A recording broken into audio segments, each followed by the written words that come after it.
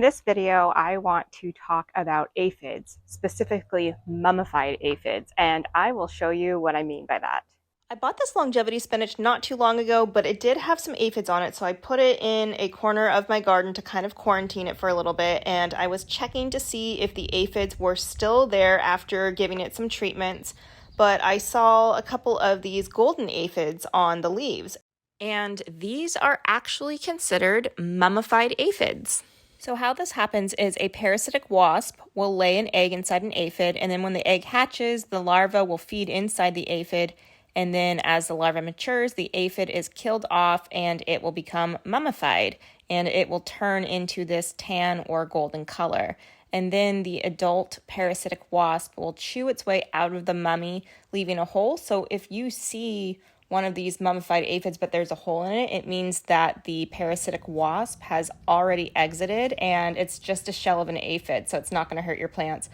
But whether or not you see a hole in these mummified aphids, I would just go ahead and leave them on your plants because you want to make sure that the parasitic wasp has had a chance to make it to maturity because they are clearly beneficial insects for your garden.